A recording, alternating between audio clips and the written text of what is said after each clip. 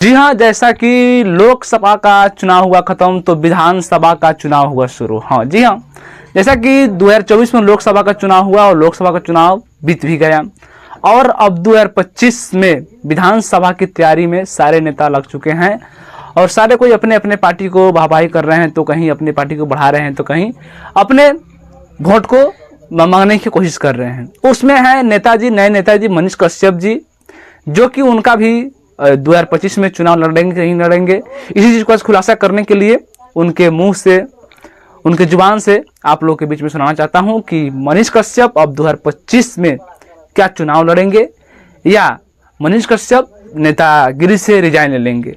उससे पहले कि मनीष कश्यप का छोटा सा क्लिप है वो आप लोग देखिए और वीडियो में बन रही है कि मनीष कश्यप की जो हकीकत है उस चीज़ को आज मैं साबित करता हूँ। 25 में चूंकि सभी तैयारी में जुट गए हैं, पार्टी हो या फिर जो नेता है वो तैयारी कर रहे हैं। सही बात है, मनीष सही बात कश्यप है। नेता हो गए और चर्चा 2024 में भी थी, लेकिन चुनाव नहीं लड़े। आप 25 में क्या तैयारी? मोदी जी ने 15 अगस्त को मंच से बोला कि 1 लाख नए युवाओं को जो नॉन पॉलिटिकल बैकग्राउंड से हैं, नॉन कॉर्पोरेट बैकग्राउंड से हैं, मतलब कि किसी बिजनेस घराने से नहीं है या किसी पॉलिटिक्स घराने से नहीं है, वैसे लोगों को राजनीति में आना चाहिए। और मैं ये बात बहुत जो है मिडिल क्लास की समस्या जो है मिडिल क्लास समझ सकता है, गरीब फैमिली का समस्या जो है गरीब फैमिली समझ सकता है।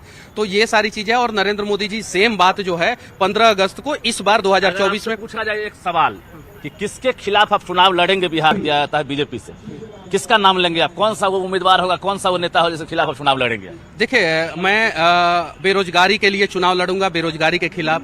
मैं शिक्षा को सुधारने के लिए, वहां पे जो करप्शन है उसके खिलाफ चुनाव लड़ूंगा। और मेरे से जितना होगा, मेरे पास जितना नॉलेज है उस हिसाब से जो है मैं चीजों। जी हाँ, जैसा कि आप लोग देखें तो मनीष कश्यप अपने मुंह से बता रहे हैं कि नहीं 2025 का चुनाव मैं भी लड़ूंगा और अपने रणनीति के हिसाब से अपने रणनीति की तैयारी कर रहा हूं। और यहाँ पे नरेंद्र मोदी जी भी बोले हैं कि युवाओं को जो अब राजनीति में आना चाहिए, जो युवाओं बेरोजगार हैं जो बैठे हुए हैं उनको भी राजनीति में आना चाहिए और राजनीति में मनीष कश्यप जैसे युवा को जरूरी है, क्योंकि ऐसे ऐसे युवा आएंगे तो शायद बिहार का विकास हो सकता है। अगर गरीब घर के युवा अगर नहीं राजनीति में आते हैं तो शायद राजनीति का विकास नहीं हो पाएगा, क्योंकि गरीब का दर्द एक गरीब ही समझ सकता है, ये बात हकीकत है। या कोई जो राजा का बेटा है वो कहाँ से समझेगा गरीब का दर्द? वो सिर्फ जानते हैं कि हाँ राजागिरी कैसे चलता है। हालांकि मैं उस चीज़ को देखा हूँ अपने आंखों से कि जो बड़े लोगों को बेटे होते हैं उन लोगों को शायद इस चीज़ से मतलब नहीं रहता है और नहीं समझ पाते हैं, लेकिन एक गरीब का बेटा एक गरीब की ज़रा समझता है, हकीकत बात है। उस प्रकार से मनीष कश्यप को अब अपने राजनीति में आ रहे हैं, इसमें कहीं से काटने वाली बात नहीं है, क्योंकि मनीष कश्यप 2025 के चुनाव में अब वो आएंगे तो आएंगे और बीजेपी पार्टी से आएंगे, ये भी कन्फर्म हो गया है।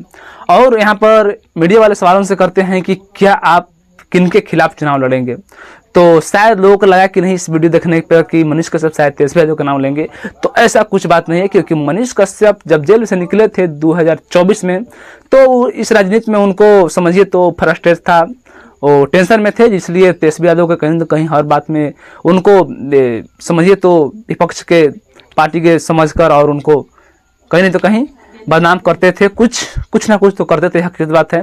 लेकिन यहाँ पर मनीष कश्यप को साफ साफ कहना है कि नहीं, अब मेरा जो बदला था वो पूरा हो गया है और मैं अब नहीं किसी व्यक्ति से मेरा कोई भी पर्सनैलिटी नहीं है, मैं बिहार के लोगों के लिए बिहार के मुद्दा पे बात करूंगा और अन्यथा कोई पार्टी समझिए तो क्या करे ना करे उससे मुझे कोई मतलब नहीं है। बस मैं राजनीति में आना चाहता हूँ कि बिहार को विकास करना है और बिहार का विकास करूंगा, इसलिए मनीष कश्यप आ रहे हैं, वो अपने मुंह से खुद बता रहे हैं। लेकिन अब देखते हैं कि 2025 में क्या मनीष कश्यप जिस यहाँ भी चुनाव लड़ने वाले थे लेकिन शायद कोई कारणवश नहीं लड़ पाए, लेकिन देखते हैं कि हाँ 2025 में मनीष कश्यप राजनीति में उनको लोग चाहते हैं या मनीष कश्यप सिर्फ नाम बन के रह जाते हैं।